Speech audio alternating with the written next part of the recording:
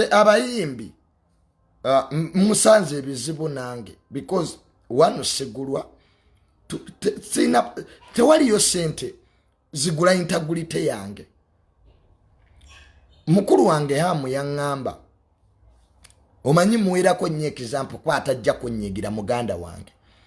Mukulu wange Hamu y'omu ku balina sente wano, si y'omu ku basinga sente, ayina empya n'enkadde. Ekibuga kyonna Kampala toyinza kutambula street bbiri nga tulabye Hamu Towers.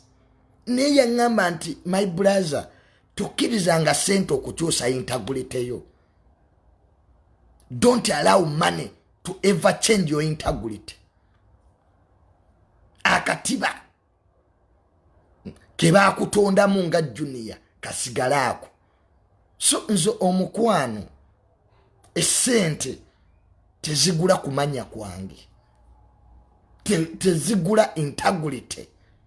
Honest faba musinga tuli bagagga nnyo ni kubanga tuli objective natuga kino kikyamu kino kituufu.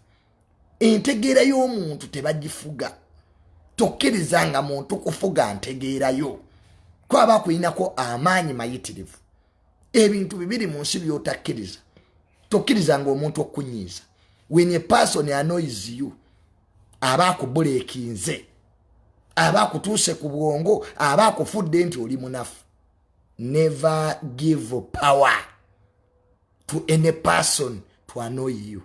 Omuntu kasita akunyiiza n'onyiiga aba akumaze. He has aba amenyedde lwiyo you.